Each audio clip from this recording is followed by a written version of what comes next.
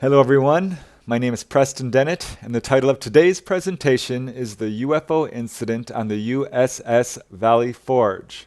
This is a very interesting UFO encounter which occurred on board a Navy aircraft carrier which was stationed in the Mediterranean Sea and actually on its return voyage to the United States when this incident happened.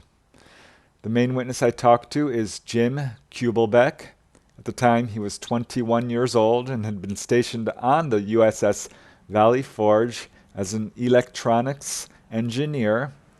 He was part of the HS-3 Hunter Killer antisubmarine squadron. He was a member of the helicopter crew and spent many hours, over the ocean hunting out submarines, doing training. He was trained in aircraft recognition. The ship had recently done some experiments with skyhook balloons. And then after touring and training in the Mediterranean, were on their way back home when a very interesting UFO incident occurred. It was viewed by many of the people on the ship. Again, the main witness is Jim Kubelbeck, age 21 years old. He decided he was going to go up on the deck one evening and smoke a cigarette. So that's what he did, and to his shock, he was not up there long when suddenly he saw something very unusual. There was a group of about 4 or 5 very large bright lights off on the horizon on the starboard bow. And he looked at them and tried to figure out what they could possibly be, but was immediately puzzled. He could tell that they were about 30 miles away, and had to be at least 100 feet across or more, judging on their size. They were pulsating both in size and brightness, and he was absolutely puzzled as to what these things could be.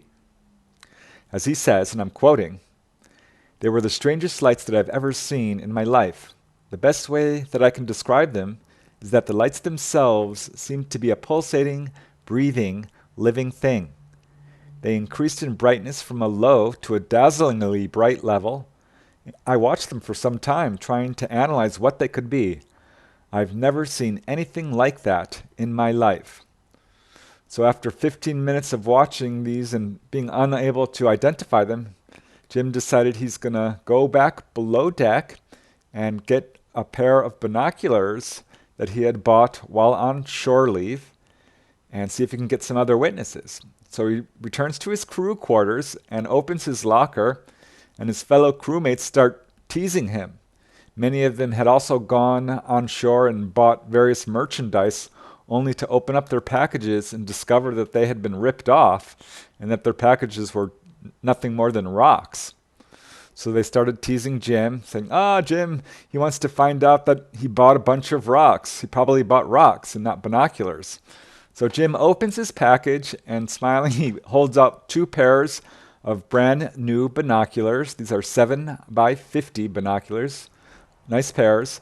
And he asks if anyone has seen these weird lights on the starboard bow, and told them, you've got to take a look at this. There's something really weird going on topside.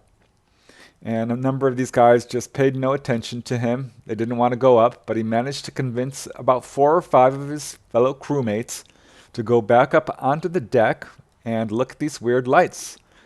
They followed him up onto the deck, and he pointed them out. They were very obvious to everyone, quite large, still pulsating. They shared the binoculars, which, although they magnified these objects, they were still unable to identify them. There was no sound coming from them. They continued to pulsate in brightness and in size and had sort of a marbling yellow-white color to them. And everybody was just mystified. Nobody had any idea what they could possibly be. Nobody actually used the word UFO, but it was pretty much what they were all beginning to think. So Jim has an idea. He decides he's going to go below deck and call the bridge. So he goes below deck and calls the bridge, and here's the conversation that followed. It's pretty interesting. As Jim called them up and said, "Is there something going on? "What's off the starboard side of the ship?" The officer who had answered his call said, "I don't know what you're talking about." Jim replied, "Do you see those lights off the starboard side?" The officer replied, "I have not seen anything unusual." This was clearly impossible. The lights were highly visible and had to be even more visible from the bridge. So Jim became irritated and asked again, "Well, let me speak to someone else on the bridge." And the officer hesitated and then finally said, "I'm here alone." That's obviously a complete lie. No one is ever alone on the bridge. So Jim hung up the phone in frustration and returned to the deck to see if the lights were still there. They were. Lights were still there. The crowd had grown to about 10 people by now. And he noticed something very unusual about these lights. Not only did they not reflect on the water, there was no reflection, you couldn't see them in your peripheral vision. As Jim says, and again I'm quoting, "They were unlike any lights I have ever seen before or since. When one looked away from them just a short angle, it seemed they could not be seen out of the sides of one's eyes despite their brightness. There seemed to be no peripheral vision reception on our part. They could only be seen when looking directly at them." So by now, Jim was really concerned and puzzled, and he decided he's going to go back down to the deck, below deck, and call the bridge again. So that's what he does. Jim goes below the deck, calls up the bridge, and this time he gives his name, his rank, his service number, and his squadron commander's name, and he says, "Are you seeing what I'm seeing?" and asks about the lights. And the officer replied kind of angrily, "Look, we're damn busy. We can't talk to you now. We'll have to get back to you." And hung up on him. So Jim hangs up and goes back up on deck. There's at least 10 guys up there watching these lights pulsating and just sort of sitting there. And suddenly the ship makes a sharp 90-degree turn. It was clearly a maneuver to avoid these lights or to take some sort of action, because this was not something that would normally happen in the middle of the night. And no sooner did they turn when the lights started winking out one by one. They didn't zip away or anything. They just sort of disappeared, and leaving all of the officers there on deck completely mystified. As Jim says, "So everybody's just baffled. We couldn't believe it. We're looking at each other like, what in the hell is this? We were taught to identify aircraft and that kind of stuff, but these were not aircraft." So Jim returned below deck, as did the other guys. They all went to bed. Jim had a restless night. He woke up the next morning very eager to find out if there was any information about this incident. He went and he checked out the Valley Forge's daily news sheet, which was printed each morning and told about various events on the ship. And he was surprised to see that there was no mention of the weird lights whatsoever. That really puzzled him, and he wanted to find out more information about what he had seen. He didn't have a chance. He had to do some flights early that morning, so he went off on a helicopter flight doing his training and returned some hours later and decided he was going to call the bridge again. And that's what he did. He called the bridge, explained the weird sighting he had had the previous night, and asked if there was any information about this incident. And the officer who answered told him, and I'm quoting, "We have no record of your call, and there have been no unusual observations or entries in the log." So Jim was annoyed at this, and he asked, "Well, then may I have the name of the officer who was on watch duty? Is there a chance I can talk to him?" And the officer replied that he wasn't sure about that and that he would have to get back to Jim with that information. Jim asked, "When can I call you back?" And the officer replied, "Call me back in a few minutes." So a few minutes later, Jim was back on the phone with the bridge and again explained his request to speak with the officer who had been on duty last night and asked if he could have the location of that officer when the guy who answered said, no, you're not able to speak with him. And so he asked, where is the officer? And the officer on the phone replied, quote, he's been transferred. He's off of the ship. He flew off this morning on a mail plane. Jim asked the reason for the transfer, and the officer replied, he's going on leave for 2 weeks, and he will not be returning to the ship. So Jim hung up the phone. He knew something extremely fishy was going on, because this was the sort of thing that just didn't happen. As Jim says, nobody is flown off an aircraft carrier at sea for the purpose of, quote, going on leave. So he thinks it's probably connected to these weird lights and this weird observation of the night before. There's something still in his mind nagging about the whole incident. He can't quite put his finger on it, but he feels like he's forgotten something about it, or there's something that he doesn't quite remember. He's just not quite sure what this feeling means, but this incident is haunting him. That evening, he returns to the locker room where his crewmates are and is opening his locker when suddenly one of the crew members starts teasing him and says, oh, Jim's going to open his package and see if he bought binoculars or if he just got rocks. And Jim is confused by the comment, because this was one of the guys who had actually gone up with him and viewed these UFOs through the very binoculars. And Jim's like, what are you talking about? I already opened these binoculars. And they're like, no, you didn't. What are you talking about? And he says, yeah, don't you remember? I opened the binoculars, he held them up, and we all went out on deck, and we watched these weird lights. And these crew members looked at him like he was crazy. They did not remember. They had no memory of going up on deck and watching these UFOs. These were the same people he had been up there with, and they had no memory of it now. And as Jim says, and I'm quoting, it annoys the hell out of me to this day. Some of the guys did not remember watching these objects with my binoculars, and they were not lying. They did not remember. These were some of the same individuals who had used them the night before in an attempt to identify what we had seen. To this day, I am convinced that they have lost their recollection of the events of the previous evening.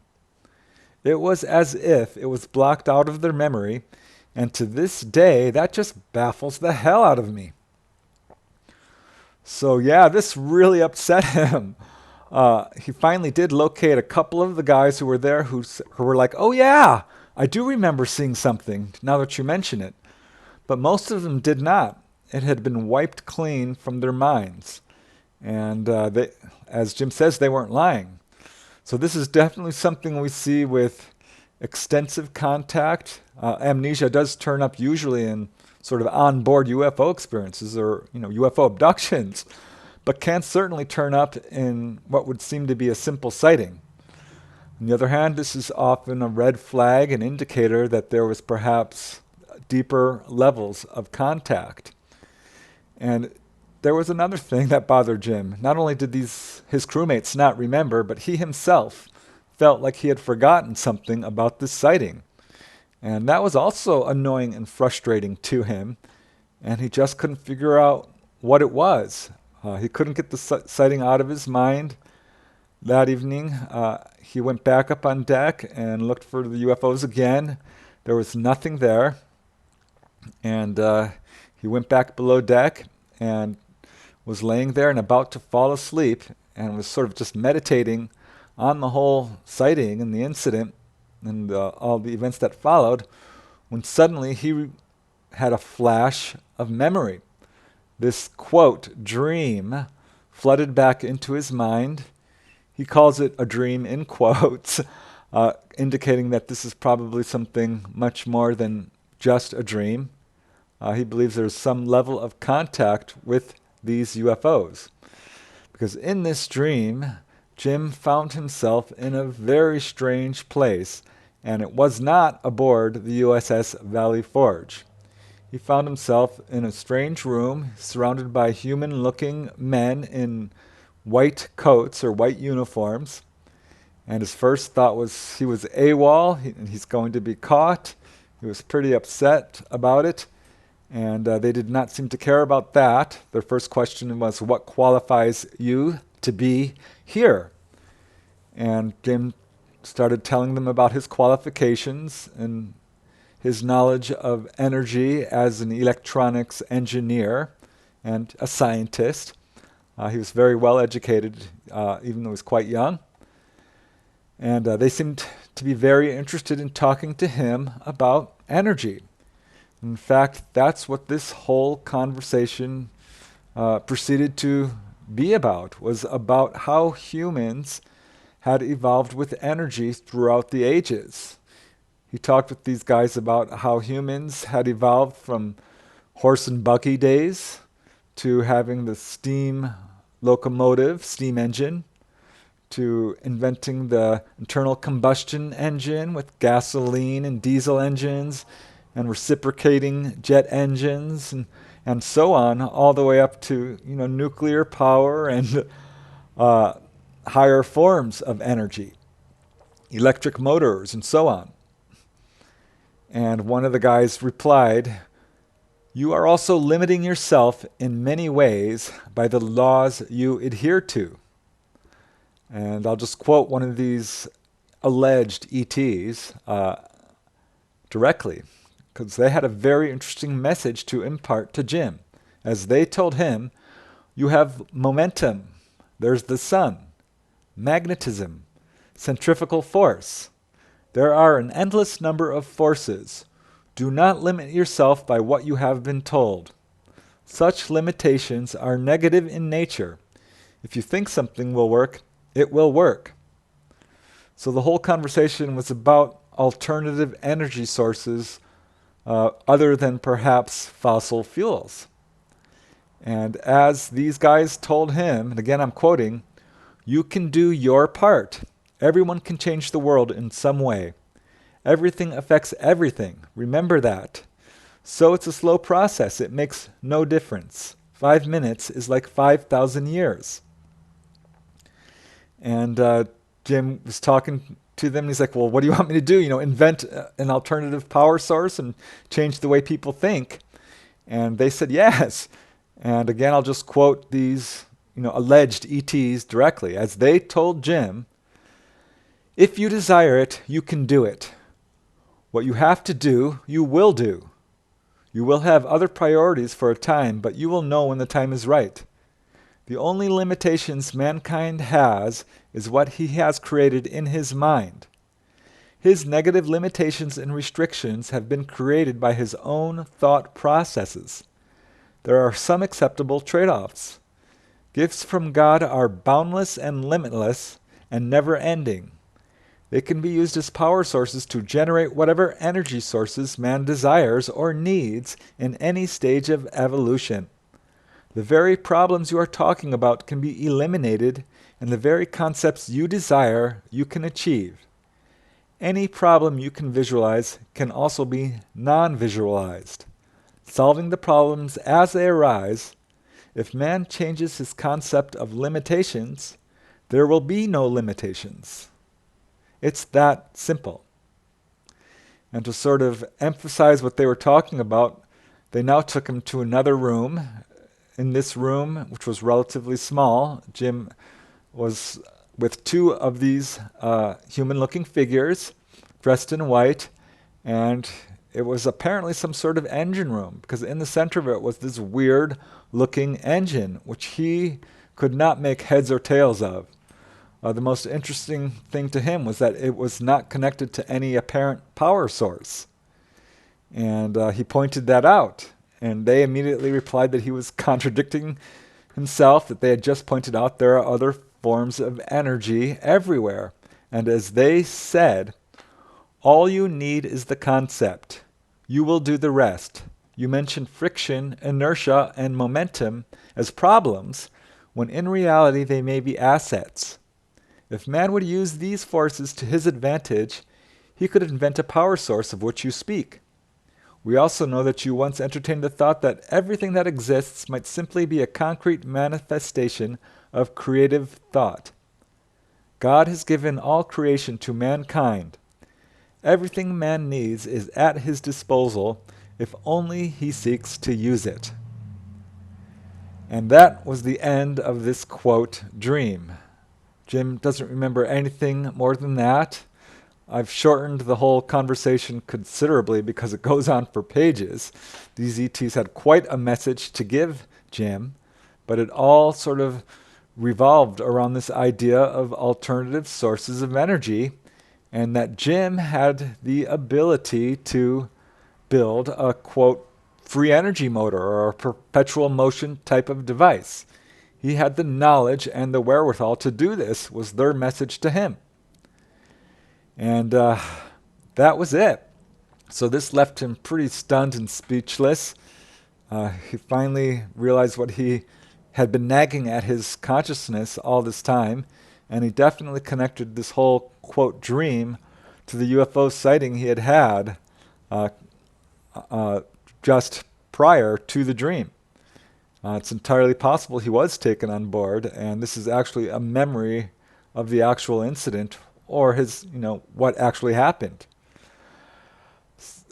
He didn't talk about it with any of his crew members after that. He just continued working for the next few months. He was very busy on ship. There wasn't a lot of time for chit-chat. And before he knew it, his service on the ship was over.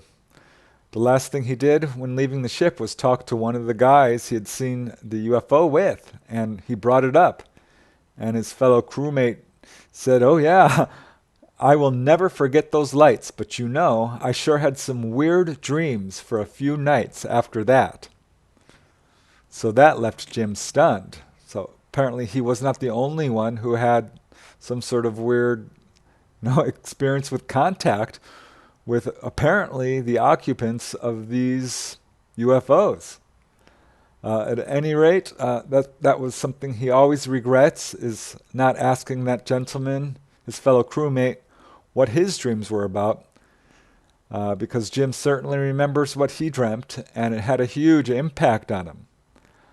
He did keep it secret. He returned home to his parents, eventually left home, became married, had kids, and lived out his life. He actually moved away from the military, from working with the military as an electronics engineer or doing any of that kind of scientific work. Instead, he was drawn to an alternative sort of lifestyle. He became a dowser, a water dowser. And turned out he was very good at it. This was something he had been interested in prior to his time in the Navy. And after he got out of it, he found out he was very good at it. He had quite a talent for it. Was able to locate water sources when no one else could. And ended up, throughout a lifetime of doing this, locating more than 4,000 different water sources in his area. He's received awards and commendations for his work, and has been able to find water where other scientific, quote, scientific methods had failed. So yeah, apparently he does have this incredible talent with water dowsing. But many years following this UFO encounter in the Navy on the USS Valley Forge, he finally decided he was going to tell his wife and kids what he saw, what he experienced. He told them the whole story, and then he told them about the instructions he had been given regarding building sort of a perpetual motion device or a free energy motor. And they were really impressed, very supportive, and they told him he should try it. He should go ahead and try and build this machine that he's envisioned. And that's exactly what he did. As Jim says, and I'm quoting, "I decided that at the very least I could try to find out if what I had been thinking about had any merit. Maybe then I would be satisfied and would be able to forget it. So I went out and I purchased some parts and I began my dream project. I felt like a mad scientist as I collected all my junk, all these parts in my garage, and being careful that no one saw me. Some weeks later, I had the crudest, weirdest bicycle wheel you've ever seen mounted on a board in my workshop, and damn it all, it was turning. My contact switches, acquired from an old pinball machine, left much to be desired, but still the damn wheel turned, click, click, click, for days on end. My daughters were impressed, but what next? Much research. I had to gain RPM, revolutions per minute, to the thousands. Maybe it can't be done. I'm sure an electronics engineer would get one hell of a laugh out of what I had put together. Nevertheless, the concept is there. My concept seems plausible. If not in my lifetime, maybe somebody else's. Maybe it can't work with the technology available today, but the concept so intrigues me that maybe if what one can envision can indeed become a reality at some point in time, my sharing it with someone will someday have some benefit. Jim eventually put his machine away. I find it very interesting because this is the same sort of message a lot of contactees get about alternative sources of energy and instructions to build a free energy motor. I did a whole show on this concept and did mention Jim's story, but I wanted to tell Jim's story here in full detail just because it's so interesting and complex. So today, Jim lives a quiet life with his family. He's not interested in really changing anyone's mind about UFOs. I told his whole story in my book, Inside UFOs. I was very happy he agreed to an interview because, as I said, I think his story is very interesting and very important, and that's why I kind of wanted to do this video. And as Jim says, and I'll just give you one more brief quote from him, I just never shared this with anyone because nobody wants to be ridiculed. But I know what I saw. The sighting of the lights and the dream happened just as I said it did. So that's the UFO incident on the USS Valley Forge. It's got levels to it again that have still to be explained. It's a very interesting encounter in which someone was apparently given a profound message about alternative energy sources and how it can help humankind.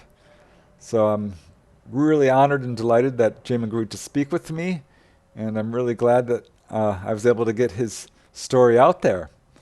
And that's why I wanted to do this video. So that's today's show. Once again, thanks for listening and watching. And please keep having fun.